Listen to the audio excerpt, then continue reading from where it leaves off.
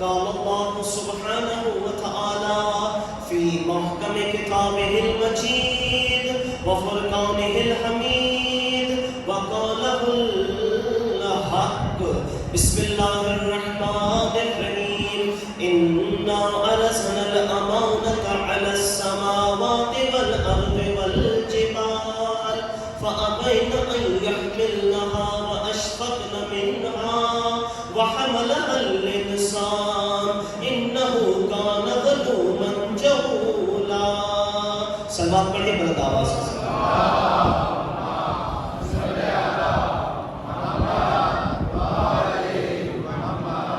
1448 ہجری کے اشرِ ماہ رضا کی آپ حضرات جامع مسجد نبی میں چوتھی تقریر سماعت فرما رہے ہیں. مسلسل ہمارا عنوان گفتگو اس عقل انسانی اور اختیار انسانی کے ذریعے حق کی پہچان اور دشمن شناسی کی ہے. عزیزان گرامی، مسلسل آیے کریمہ سورہ احزاب سے میں پڑھ رہا ہوں، آیت کا نشان 72. تو اس میں اللہ ارشاد فرما رہا ہے اِنَّا عَرَضْنَا الْأَمَانَةَ عَلَى السَّمَاوَاتِ وَالْأَرْضِ وَالْجِبَالِ فَأَبَيْنَ أَن يَحْمِلْنَهَا وَأَشْفَقْنَ مِنْهَا وَحَمَلَهَا الْإِنسَانُ إِنَّهُ كَانَ ظَلُومًا جَهُولًا. ہم نے ایک امانت کو زمین و آسمان، پہاڑوں اور تمام مخلوقات کے درمیان پیش کیا اور ان میں تحمل نہ تھا کہ وہ اللہ کی امانت کو اٹھائے. وَحَمَلَهَا الْإِنسَانُ، انسان نے اللہ کی امانت کو اٹھایا. بے شک انسان ظالم بھی ہے، جاہل بھی ہے. جیسا کہ کل میں نے ذہن میں ایک سوال رکھا تھا، پروردگار عالم، کوئی مخلوق تیری امانت کو اٹھا نہ سکی، ایک انسان نے تیری امانت کو اٹھایا، پھر بھی تو ظالم بھی کہہ رہا ہے، جاہل بھی کہہ رہا ہے. عزیزان گرامی، تو اس کی کیا وجوہات ہیں وہ میں کل بیان کر چکا، اور جو حضرات کل کی تقریر میں نہیں تھے ان کے لیے ضمناً میں بات عرض کر رہا ہوں تاکہ اپنے موضوع کے ساتھ ربط دے سکوں. میں نے آپ کے سامنے اس آیت کی تفسیر کرنے سے پہلے چند تمہیدن کے جملے ارشاد فرمائے تھے کہ اللہ تعالیٰ انسان کی خلقت کے بارے میں فرما رہا ہے فطرت اللہ التی فطر الناس علیہا، کہ ہم نے انسان کو اپنی فطرت پر پیدا کیا. لا تبدیل لخلق اللہ and his law of creation will never change. اور اللہ کے تخلیق کے قوانین میں کوئی تبدیلی نہیں آئی. عزیزان گرامی، یعنی کہ اللہ کے تخلیق کے قوانین میں کوئی تبدیلی نہیں آئے گی. اللہ نے انسان کو دو فطرتیں عطا کی، ایک اصلی اور ایک ضمنی. اصلی فطرت ہے ہر اچھائی سے محبت کرنا اور ضمنی فطرت ہے ہر برائی سے نفرت کرنا. آپ اکثر کسی کو غصے میں کہہ دیتے ہیں اس کی فطرت ہی خراب ہے. عادت خراب ہو سکتی ہے، فطرت خراب نہیں ہو سکتی. عزیزان گرامی، کیونکہ فطرت کو اللہ نے اپنے ساتھ مخصوص کیا ہے کہ میں نے اپنی فطرت پر بنایا ہے. تو پھر سوال یہ ہے کہ جب فطرت اتنی اچھی ہے تو انسان بگڑتا کیوں؟ پھر اللہ نے اس انسان کو ایک نفس عطا کیا. اللہ نے اس انسان کو ایک نفس عطا کیا اور نفس کو کچھ قوتیں دی. میں قوتیں آپ کے سامنے پڑھ چکا ہوں، صرف ضمن تیزی سے گزر رہا ہوں. ایک قوت ہے قوت وہمیہ، ایک قوت غضبیہ، ایک قوت شہویہ، ایک قوت عقلیہ اور ایک قوت اعتدال. عزیزان گرامی، اب قوت وہمیہ کسے کہتے ہیں؟ قوت وہمیہ کہتے ہیں کہ کسی کے سوچنے کو، ارادہ ذہن میں کرنا. میں نے آپ کو عرض کیا تھا مثال کے طور پہ میں ایک لکڑی کا ممبر بناؤں اور آپ چاہیں تو اسے توڑ سکتے ہیں، لیکن اگر ذہن میں ممبر کا تصور کرو تو آپ تب تک مٹا نہیں سکتے جب تک میرے خود کا ارادہ نہ ہو. اور یہی وہ قوت وہمیہ جہاں سے انسان اچھا بھی سوچ سکتا ہے، انسان برا بھی سوچ سکتا ہے. اور ایک ہے قوت غضبیہ، یعنی غصے کی قوت. غصے کی قوت، عزیزان گرامی، غصے کی قوت اس حقیقت کا ہی جملہ عرض کر رہا ہوں کہ غصہ اس قوت کا نام ہے. حد سے بڑھ جائے تو درندگی ہے، بالکل نہ ہو تو بے غیرتی ہے. یعنی کہ قوت اللہ نے دی ہے، اس کو استعمال کیسے کرنا ہے یہ ہمارے اوپر ہے. اور ان سب قوتوں کو کنٹرول کرتی ہے قوت عقل. قوت عقل جو اللہ نے آپ کو عطا کی. اور اسی عقل کے لیے میرے چھٹے امام نے فرمایا الحجۃ بین العبد والمعبود هو العقل. عبد اور معبود کے درمیان جو حجت ہے وہ عقل ہے. اور پروردگار عالم کا کروڑوں بار شکر ہے اس نے اس ذکر میں آنے پر ہمیں عقل والا قرار دیا ہے. خشک تقریر ختم ہوئی. اب میں آتا ہوں اپنے موضوع کی طرف. تو پروردگار عالم کا کروڑوں بار شکر ہے کہ ہمیں وہ عقل عطا کی کہ جس عقل کے ذریعے ہم اول عقل کی عزت کرتے ہیں. تو ہمیں پروردگار عالم نے وہ عقل عطا کی. اور اس عقل کے لیے میرے مولا سے بھی سوال ہوا تو مولا نے فرمایا تھا ما عبد بہ الرحمن. اس عقل کے ذریعے انسان رحمان کی عبادت کرتا ہے. پھر جب سوال ہوا مولا وہ شام والا جو سازشیں بڑے دماغ کے ساتھ رچتا ہے تو مولا نے کہا تھا وہ مکر ہے عقل نہیں ہے. جو مکاری ہے وہ عقل کے ساتھ شباہت تو رکھتی ہے لیکن یہ عقل نہیں ہوتی. عقل یہ ہوتی ہے کہ اپنے ساتھ دوسرے کا فائدہ سوچے. تو یہ پروردگار عالم نے ہمیں عقل کے ساتھ اختیار عطا کیا کہ اس عقل کے ذریعے تم پرکھتے چلے جاؤ کہ کون امام حق ہے اور کون امام باطل ہے. کون امام حق ہے اور کون امام باطل ہے. کبھی کہا وَمِنَ النَّاسِ مَن يَشْرِي نَفْسَهُ ابْتِغَاءَ مَرْضَاتِ اللَّهِ وَاللَّهُ رَءُوفٌ بِالْعِبَادِ. کہ صاحبان ایمان میں کچھ ایسے ہیں جو اپنا نفس اللہ کو بیچ دیتے ہیں. اب آپ کی خاموشی توڑنے کے لیے قبلہ کی تائید سے ہی ایک نقطہ عرض کرنے لگا ہوں. عزیزان گرامی یہ عقل فیصلہ کرتی ہے. یہ عقل فیصلہ کرتی ہے. اور اللہ نے واضح کہا کچھ لوگوں میں ایسے ہیں جو اپنا نفس اللہ کو بیچ دیتے ہیں. اپنا نفس اللہ کو بیچ دیتے ہیں. یعنی ان کے نفس کی مرضی ان پہ نہیں چلتی. وہ ہر قدم اللہ کے لیے اٹھاتے ہیں. ایسی ہے شیعوں کی توہین.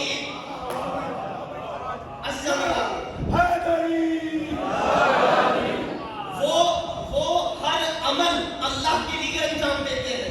تو یہ عمل علی نے کون سا انجام دیا؟ شب ہجرت محمد کے بستر پر سوئے. جیسے ہی پیغمبر ہجرت کر رہے تھے تو کہا یا علی آج محمد بن کر سونا ہے. آج محمد بن کر سونا ہے. علی نے بس اتنا کہا کیا میرے سونے سے آپ کی جان بچ جائے گی؟ تو پیغمبر نے کہا بالکل بچے گی. تو ایک نقطہ دے رہا ہوں جس کا سونا محمد کو بچا جائے اس کا جاننا کیا ہوگا؟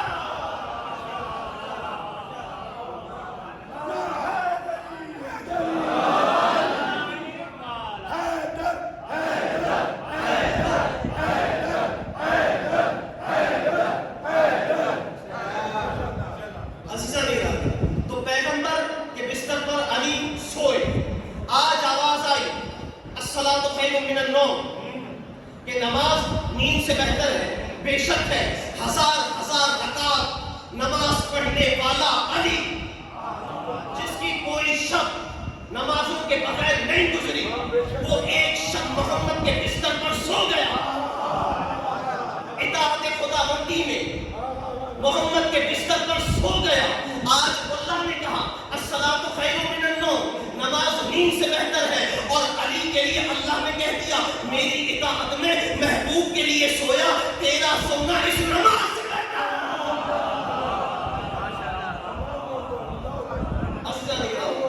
کیونکہ اسی کی تائید میں علی سویا ہے. تو دیکھیں نا علی نے ہر مرحلے میں نبی کی حفاظت کی. اور امام حق کے لیے کیسے پروردگار عالم نے اور واضح بتایا اور کہا قل کفی باللہ شہیدا بینی و بینکم ومن عنده علم الکتاب. کہ یہ کافر کہتے ہیں کہ تو رسول نہیں ہے. ان سے کہتے میرے گواہی کے لیے ایک اللہ کافی ہے. اور اس کے بعد وہ کافی ہے جس کے پاس پوری کتاب کا علم ہے. جس کے پاس پوری کتاب کا علم ہے. اور یہ کتاب کیا ہے؟ یہ کتاب کیا ہے؟ حامیم اِنَّا جَعَلْنَاكَ قُرْآنًا عَرَبِيًّا لَعَلَّكُمْ تَعْقِلُونَ إِنَّهُ فِي أُمِّ الْكِتَابِ لَدَيْنَا لَعَلِيٌّ حَكِيمٌ کہ ہم نے اس قرآن کو عربی میں نازل کیا تاکہ تم سمجھ سکو، تاکہ تم عقل سے کام لو، اور یہ پورا کا پورا قرآن ام الکتاب میں ہے، یہ پورا کا پورا قرآن ام الکتاب میں ہے۔ آپ میرے مکتب کے کسی بچے سے بھی پوچھیں کہ ام الکتاب کیا ہے تو وہ کہے گا ام الکتاب سورہ فاتحہ کو بھی کہا جاتا ہے، سورہ فاتحہ کو کہا جاتا ہے، اور اس سورہ فاتحہ کے لیے علی نے کہا تھا جو کچھ قرآن میں ہے وہ سورہ فاتحہ میں ہے، جو سورہ فاتحہ میں ہے وہ اس کی بسم اللہ میں ہے، جو بسم اللہ میں ہے وہ بائے بسم اللہ میں ہے، وہ اللہ نقطہ التی تحت الباء، اور تیرا مولا وہ ہے جو بعد نقطہ ہے۔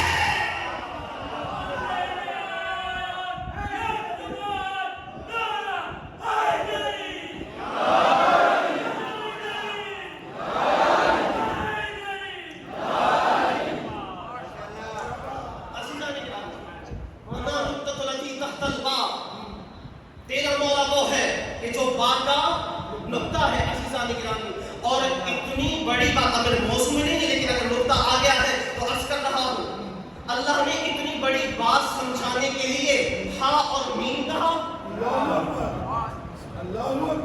اتنی بڑی بات سمجھانے کے لیے اللہ نے ہا اور میم کہا کہ پورے کے پورا قرآن ام الکتاب میں ہے، اور ام الکتاب کا ترجمہ ہے علی، لدینا لعلی حکیم، ہمارے نزدیک لدینا جملہ میری تعریف کریں گے، یہ کوئی شرک نہیں ہے، لدینا کا لغوی معنی بتائیں، لدینا کا لغوی معنی ہے ہمارے نزدیک، ہمارے نزدیک وہ ام الکتاب علی کے تانا ہے۔ اتنی بڑی بات سمجھانے کے لیے اللہ نے ہا اور میم کہا، اللہ نے ہا اور میم کہا کہ پورا کا پورا قرآن ام الکتاب میں ہے، تو ہا میم پر غور تو کرو، ہا میم پر غور تو کرو، ہا اوپر ہے میم نیچے ہے، ہا اوپر ہے میم نیچے ہے، تو یہ تفسیر بنتی ہے محمد سجدے میں ہے، حسین پاس ہے۔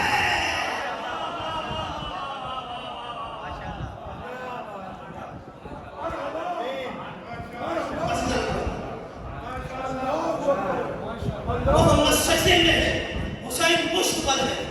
تو میں نے کہا نا کہ آپ کو ایسے امام ملے ہیں جنہوں نے کسی میدان میں آپ کو شرمندہ نہیں کیا، اور ان کے لیے ہی پروردگار عالم نے فرمایا یہ ہمارے امر سے ہدایت کرتے ہیں۔ ایک سبق پڑھے نا بلند آواز سے،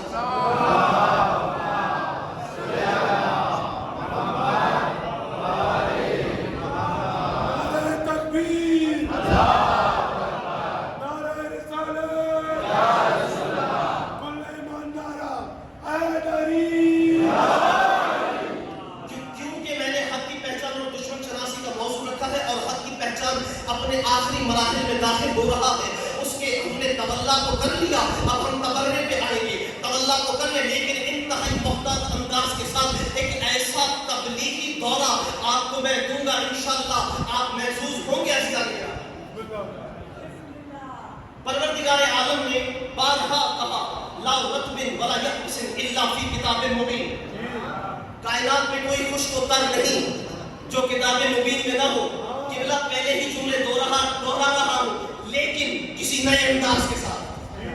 اللہ نے کہا کہ جو کچھ کائنات میں ہے لا رطب ولا یابس الا فی کتاب مبین، ان سب کا علم قرآن میں ہے، یعنی زمین کی کتنی تہیں ہیں قرآن جانتا ہے، ان تہوں میں حشرات الارض کی تعداد کیا ہے قرآن جانتا ہے، یہ فلاں کیا ہے قرآن جانتا ہے، یہ قضا کیا ہے قرآن جانتا ہے، یہ زندگی کیا ہے قرآن جانتا ہے، یہ پہاڑ کیا ہے قرآن جانتا ہے، کون سا ملک کی زمین میں رسول بنا کے بھیجا گیا قرآن جانتا ہے، یہ جنت کیا ہے قرآن جانتا ہے، یہ جہنم کیا ہے قرآن جانتا ہے، نوح کیا ہے قرآن جانتا ہے، آدم کیا ہے قرآن جانتا ہے، صحف انبیاء کیا ہے قرآن جانتا ہے، ان کا علم کیا ہے قرآن جانتا ہے۔ قرآن سب کچھ جانتا ہے، سب کچھ جانتا ہے۔ جو قرآن سب کچھ جانتا ہے اس قرآن کے لیے اللہ نے کہا نزل بہ الروح الامین علی قلبک، یہ پورا کا پورا قرآن قلب مصطفیٰ پہ نازل ہوا، قلب مصطفیٰ پہ نازل ہوا۔ صحابہ کے مجمع میں پیغمبر نے کہا میرے قلب کو ادھر ادھر نہ ڈھونڈنا، یہ قلبی فاطمہ۔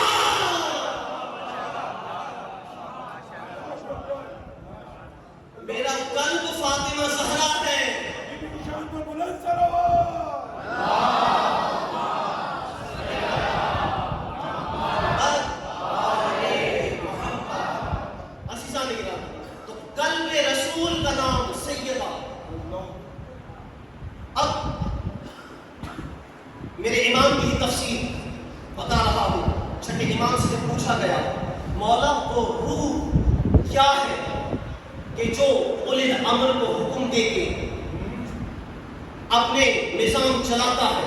تو میرے امام نے کہا تھا اس روح کا نام ہے فاطمہ زہرا سلام اللہ علیہا۔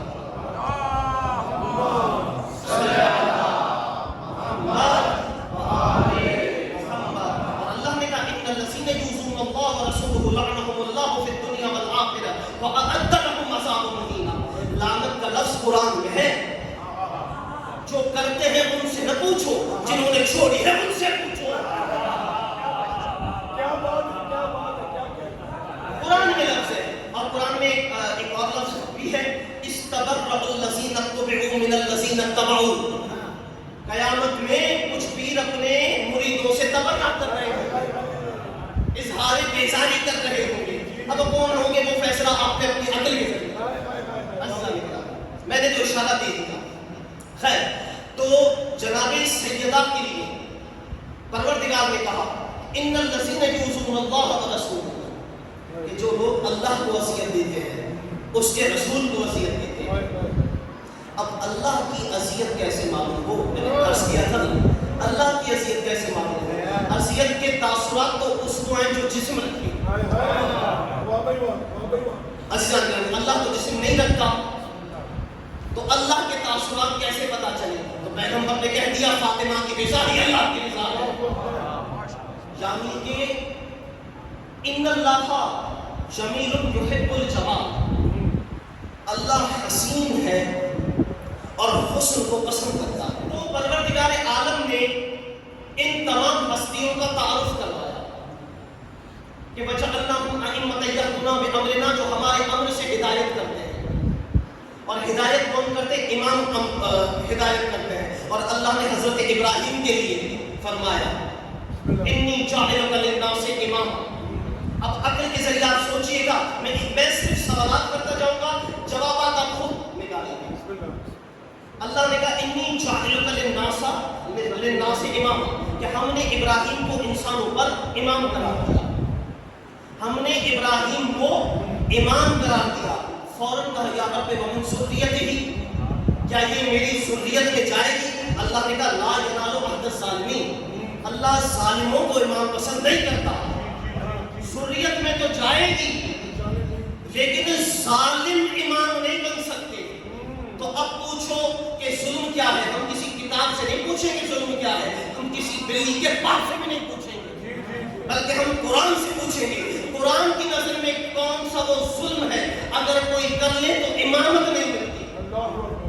قرآن سے پوچھیں گے تو قرآن نے کہا ان الشرک لظلم عظیم، شرک سب سے بڑا ظلم ہو، جو 40 سال کنکر کو شنکر مانے وہ کیسے امام ہو سکتا ہے؟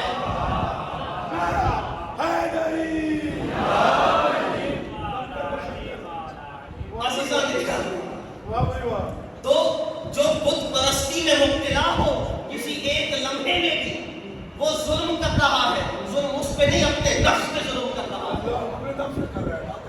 تو ایسے ظالموں کو اللہ امام پسند نہیں کرتا۔ پھر جن کو اللہ نے فضل عطا کیا، اب یحسدون الناس علی ما آتاہم اللہ من فضل، کہ لوگ ان سے حسد کرتے ہیں جن پر اللہ کا فضل نازل ہوتا ہے۔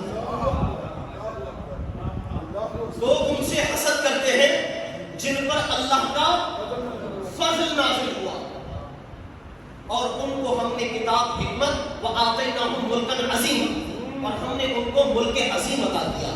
اب اللہ نے کہا کہ لوگ حسد کرتے ہیں ان سے جن کو ہم نے فضائل دیے، اپنے فضل سے عطا کیا، اور کیا وآتیناہم ملکا عظیما، کہ ہم نے ان کو ملک عظیم عطا کیا۔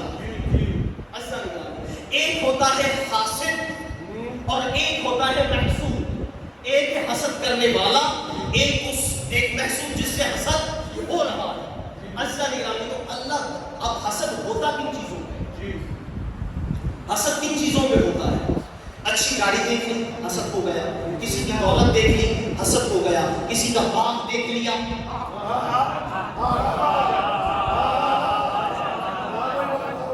کسی کا باغ دیکھ لیا، ارے میں سندھ کی بات کر رہا ہوں، کسی کا باغ دیکھ لیا، اور سندھ میں بھی کھجوریں بہت ہیں، تو کسی کا باغ دیکھ لیا حسد ہو گیا. یہ وہ چیزیں ہیں جن پر حسد ہوتا ہے، لیکن یہ چیزیں ظلم کے ذریعے انسان ہتھیا سکتا ہے. لیکن اللہ کہہ رہا ہے تم مرتے مرتے مر جاؤ گے، ان کی فضیلتوں کو ضبط نہیں کر سکتے. مرتے مرتے مر جاؤ گے، ان کی فضیلت کو ضبط نہیں کر سکتے. اور علی کس کے خلاف تلوار اٹھاتے ہیں؟ اب دشمن شناسی کی اہمیت. علی کے مقابلے پہ کوئی علی جیسا تو کوئی ہو بھی نہیں سکتا، لیکن کم از کم کوئی شجاع تو لاؤ. علی کے مقابلے پہ کوئی شجاع تو لاؤ. علی مولا کی حسرت ہی رہی یہ نہیں کہ جب مجھے تلوار نکالنی تھی میں نے تلوار نکالی، کیونکہ مقابلے پہ مرحب تھا، مقابلے پہ اندر تھا. اب میں ایسوں کے خلاف تلوار نکالوں جو پشت دکھا کے بھاگ گئے تھے.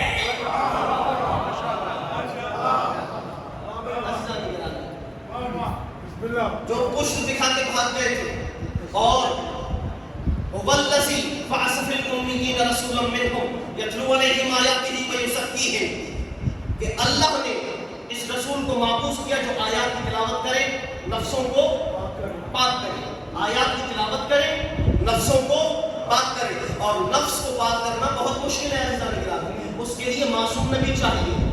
نفس کی برائیوں کو صاف کرنے کے لیے معصوم نبی چاہیے، اور اس کے جانے کے بعد بھی ویسے ہی معصوم جانشین کو تلاش. کیونکہ عزیزان گرامی اللہ نے سورہ احزاب میں ہی کہا یا ایھا النبی قل لازواجک ان کنتن تردن الحیاۃ الدنیا وزینتھا فتعالین امتعکن واسرحکن سراحا جمیلا. کہ اے نبی کہہ دیجئے کہ گھر سے باہر قدم نہ نکالیں. اگر انہوں نے ایسا کیا، دشمن شناسی کی اہمیت عزیزان گرامی، اقتدار کی ہوس میں آ لو اپنے موضوع کی طرف، کہ جنہوں نے جو حق کے مقابلے پہ آ جائے وہ باطل ہوتا ہے. اور ظاہری حکمرانی کی لالچ میں اور دشمن کی اقسام میں ایسا نہیں. کچھ دشمن داخلی ہوتے ہیں، کچھ دشمن خارجی ہوتے ہیں، اور ان کو سمجھانے کے لیے آپ کو حسن مجتبیٰ علیہ السلام کی زندگی پڑھنی پڑے گی. سبق پڑھنا بلند آواز سے.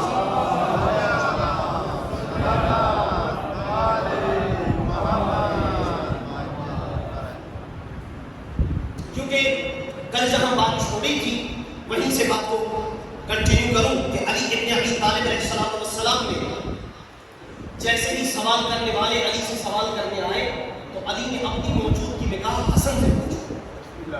علی نے اپنی موجودگی میں کہا حسن ابن علی سے پوچھو. جیسے رسول نے علی کے یہ اعلان کیا تھا من کنت مولا فہذا علی مولا، اور علی پر ذمہ داری تھی کہ اپنے بعد آنے والے کا اعلان کرے، تو علی نے اپنی موجودگی میں حسن کی طرف جو اشارہ کیا اس کا مطلب یہ تھا من کنت مولا فہذا حسن مولا. تو حسن ابن علی علیہ السلام نے جوابات دیے. اور پھر میرا مولا جب مسند نشین ہوا تو امام حسن کے ہاں دشمن کیسے کیسے آئے، دشمن شناسی کی اہمیت، دشمن کیسے کیسے حربے میں. تھوڑی تاریخ کے ساتھ نکل کے دلاتے اجازت دیں. لوگ دیکھیں چالے میں، اور دشمن کو پڑھنا نہایت ضروری ہے. جب تک آپ دشمن کی تاریخ نہیں پڑھیں گے آپ کو اپنے زمانے کے فرعون سمجھ میں نہیں آئیں گے. کیونکہ اس زمانے کے فرعون ہو، یزید ہو، یا اس زمانے کے ہو، ان کی عادات ایک جیسی ہی ہوتی ہے. اور ان کو سمجھنے کے لیے ہمارے پاس ایک قرآن بھی موجود ہے اور ایک تاریخ ہے، ایک پوری تاریخ ہے کہ ایسی ایسی چالیں چلی جاتی تھیں، ایسی ایسی چالیں چلی جاتی تھیں. امام حسن مجتبیٰ کے خلاف کہا جاتا تھا کہ جاؤ کوفے کے بازاروں میں فساد پیدا کر دو، لوگوں کے املاک کو آگ لگا دو، لوگوں کے املاک کو آگ لگا دو. اور جب لوگ پوچھیں کہ یہ کیوں کر رہے ہو، کیسے کر رہے ہو، تو کہہ دینا کہ حسن ابن علی یا علی کے کہنے پہ کر رہے ہیں. یہ حسن ابن علی کے کہنے پہ کر رہے ہیں یا علی کے کہنے پہ کر رہے ہیں. ایسی ایسی مکاریاں، ایسی ایسی سازشیں اور سر خرید غلام. ایک چال تو میں نے سمجھا دی لیکن آپ خاموش ہو گئے تو پھر ایک نقطہ دینا پڑے گا. ایک نقطہ ضرور مجھے دینا پڑے گا کہ جب مدینے میں شام والا صبح والے کے پاس آیا، شام والا صبح والے کے پاس آیا تو مسجد نبوی میں مروان بن حکم سے کہتا ہے کہ کسی کو بھیجو حسن ابن علی کی بارگاہ میں، ان کو دربار بلاؤ، ان کو. اب یہ امام، آپ کو امام کی، کل میں نے علی کی کریمی پڑھی، آج حسن مصطفیٰ کے فضائل پڑھ رہا ہوں اور دشمن شناسی کی اہمیت بھی سمجھنا. حسن کو بلاؤ، لیکن دھیان رہے جیسے ہی حسن مسجد نبوی میں داخل ہو کوئی حسن کی تعظیم کے لیے کھڑا نہ ہو، کوئی حسن کی تعظیم کے لیے کھڑا نہ ہو. ادھر سے امام حسن مجتبیٰ کو معلوم ہوا کہ مجھے مسجد نبوی میں بلا رہے ہیں. اب حسن اپنے پورے جاہ و جلال کے ساتھ نانا کا امامہ رکھا، بابا کی عبا ڈالی، ہاتھ میں نانا کا عصا لیا. علی کا شیر بیٹا حسن مجتبیٰ دربار میں داخل ہوا. کوئی سلام کے لیے اٹھا نہیں تھا، لیکن حسن کا کمال یہ تھا جیسے ہی ممبر کے نزدیک آئے تو ممبر کی لکڑی سے آواز آئی، السلام علیکم یا ابن رسول اللہ.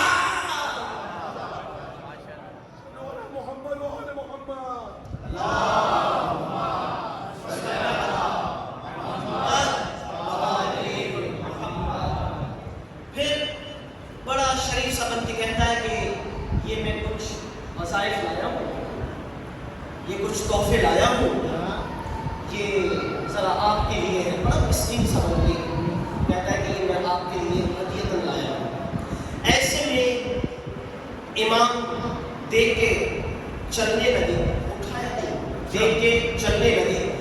ایسے میں ایک غلام نے حسن مجتبیٰ کی جوتی سیدھی کی. اللہ اکبر. جیسے ہی جوتی سیدھی کی حسن مجتبیٰ مڑے، کہا یہ جو تیرے امیر نے مجھے دیا ہے اس عوض میں کہ تو نے میری چپل سیدھی کی، یہ سب کا سب تو لے جا. پلٹ کے مولا نے کہا یاد رکھنا تو ہندا کا ہوگا، میں صحرا کا بیٹا ہوں.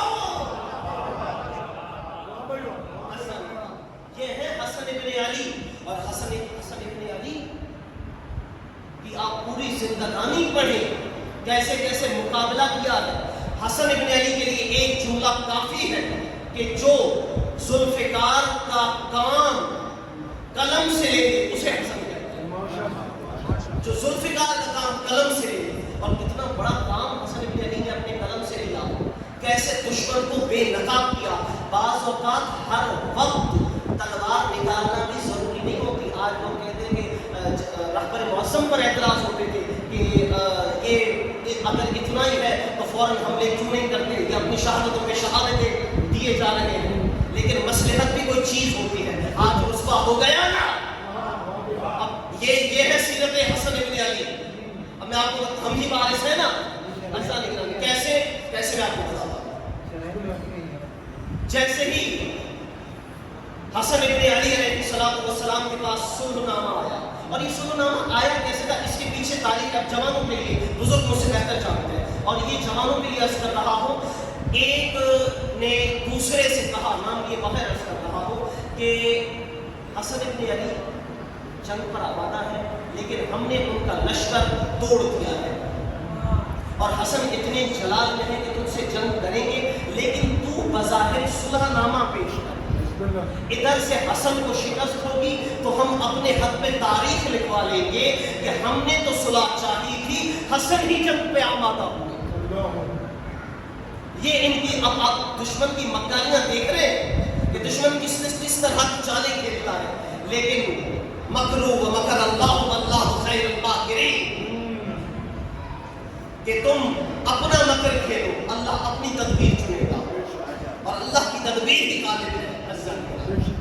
تو ادھر سے سازش یہ تھی کہ امام حسن کے لشکر کو ویسے بھی ہم توڑ چکے ہیں، امام اگر جنگ کریں گے شکست دے گے، ہم تاریخ میں یہ کہیں گے کہ ہم نے صلح چاہی تھی، حسن نے جنگ کی۔ امام نے کہا میں ان کے ارادوں سے واقف ہوں، میرے چند مخلص ساتھیوں کو میں نہیں شہید ہونے دوں گا، میں کرتا ہوں اس سے صلح لیکن اپنی شرط ہوگا۔ امام نے صلح نامے پر اپنی شرائط لکھ کر دستخط کی، جیسے ہی دستخط کی اور اس کے پاس وہ پہنچا صلح نامہ، جیسے ہی پہنچا تو کہتا ہے اپنا مشورہ دینے والے کو، ارے تو نے تو مجھے رسوا کر دیا، تو نے تو مجھے رسوا کر دیا، تو نے تو بغیر لڑے مجھے شکست دلوا دی۔ کہا کیسے؟ کہا کہ میں تو ایک بھی شرط، ایسی شرائط ہے ایک بھی شرط پر عمل نہیں کر سکتا، اور اگر شرط پر عمل نہیں کرتا اور جنگ کرتا ہوں تو میرا لشکر مجھی پہ باغی ہو جائے گا۔ یہ خود ہی تو کہا تھا صلح، اب صلح کر کیوں نہیں رہا؟ اور اگر صلح کر کے شرطوں کو نہیں مانتا تو آخرت تک حسن نے اس کو رسوا کر دیا۔ آخرت تک حسن نے اس کو رسوا کر دیا۔ تو کہیں صلح ہے، مسئلے ختم، تو کہیں قیام ہے۔ ایسے ہی اللہ نے کہا تھا نا جمعے میں کہ ایسے ہی رسول نے نہیں کہا تھا کہ میرے دونوں بیٹے امام ہیں کہ اوقامہ اوقاتا، کہ چاہے قیام کرے یا بیٹھے رہے۔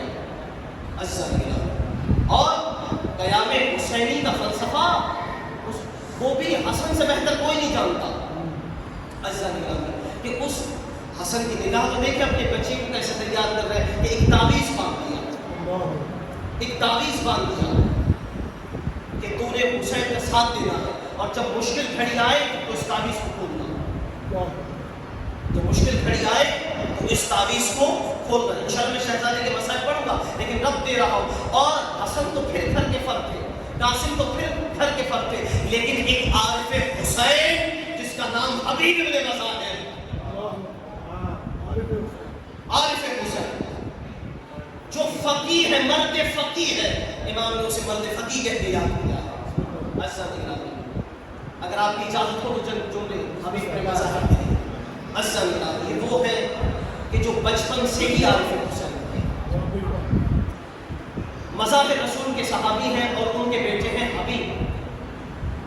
رسول اللہ تمام اصحاب کے بچوں کے سامنے بھی، اصحاب کے سامنے بھی حبیب کے لبوں کے بو سے، حبیب کی پیشانی کے بو سے باغا دیا کرتے تھے۔ اور صحابہ پوچھتے اتنی توجہ آپ حبیب پر کیوں دیتے ہیں؟ اتنی توجہ حبیب پر کیوں ہے، کیوں مرکوز رہتی ہے؟ کہ اس کی ایک حرکت ایسی ہے کہ جو رسول کو بہت عزیز ہے۔ کیا میں نے اسے دیکھا ہے جہاں جہاں میرا حسین چلتا ہے، حسین کے قدموں کے نشانوں کو دیکھ کر وہ خاک حبیب اپنے آنکھوں پہ لگاتا ہے، وہ خاک اپنے آنکھوں پہ لگاتا ہے۔ یہ حبیب کا مرتبہ دیکھے۔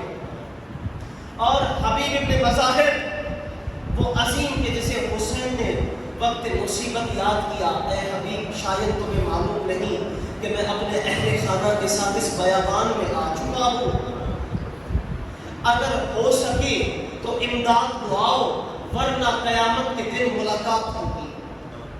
اب جیسے ہی حبیب کے پاس یہ خط پہنچا، حبیب چاہتے تھے جانا لیکن کردار سے آشنا کروانا چاہتے تھے، اب فوراً اپنی زوجہ سے کہا کہ خط حسین کا آیا ہے، سوچ رہا ہوں جاؤں یا نہ جاؤں، سوچ رہا ہوں جاؤں یا نہ جاؤں۔ تو اس کی زوجہ نے کہا ارے خط حسین کا آئے اور حبیب جیسا فقیر سوچتا رہے، ارے میری چوڑیاں تو پہن لے، اپنی تلوار مجھے دے دے، میں زہرا کے لال کی حفاظت کو چاہتی ہوں۔ کا بس یہی جذبہ دیکھنا تھا۔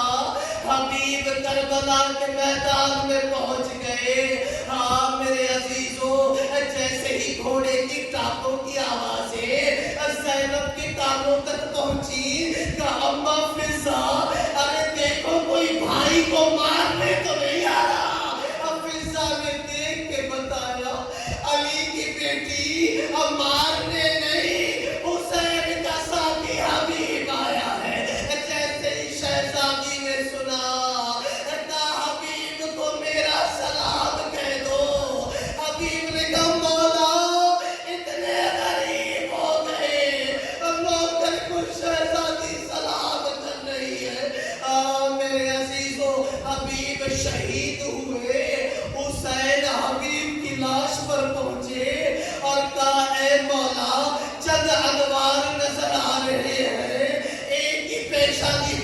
لکھا ہوا ہے ھذا محمد الرسول اللہ کا حبیب تجھے نانا لینے آ گئے، حبیب تجھے بابا علی لے کے آ گئے۔ اب مولا ایک کالے حجاب میں کوئی مستور بھی ہے کہ حبیب آنکھوں کو بند کر، میری اجڑی ماں، ارے تیرے استقبال کے لیے حبیب تیرا شکریہ، تو نے بیابان میں نصرت حسین کی۔ سیعلم الذین ظلموا ای منقلب ینقلبون۔ اللهم بحق محمد انت المحمود وبحق علی انت الاعلی وبحق فاطمة انت فاطر السماوات وما في الارض وبحق حسن انت المحسن وبحق حسین انت قدیم الاحسان۔ بار الہ تجھ واسطہ اپنی عزت اور جلال کا ہماری اس قلیل عبادت کو اپنی بارگاہ میں قبول و منظور فرما۔ پروردگار تجھ واسطہ اپنی عزت اور جلال کا بحق محمد و اہل بیت محمد علیہ السلام جہاں جہاں عزاداری سکت و شہدہ برپا ہے پروردگار سب کی محافظت فرما۔ پروردگار بحق محمد و اہل بیت محمد علیہ السلام تجھے واسطہ اپنی عزت اور جلال کا پروردگار جو مقروض مؤمنین ہیں ان کے قرضوں کو ادا فرما۔ بحق سید الساجدین امام زین العابدین بیمار مؤمنین کو صحت کامل و عاجل عنایت فرما۔ پروردگار امریکہ اسرائیل کو غارت فرما، دشمنان تشیدوں کو نیست و نابود فرما۔ پروردگار بحق محمد و اہل بیت محمد علیہ السلام علماء حقہ کے طول عمر بابرکت عطا فرما۔ پروردگار بحق محمد و اہل بیت محمد علیہ السلام کے واسطہ اپنی عزت اور جلال کا امام زمان علیہ السلام کے ظہور میں تعجیل فرما، امام کے آوان و انصار میں قرار دے۔ ربنا تقبل منا انک انت السمیع العلیم بحق محمد و آلہ الطاہرین۔ اللہم صل علی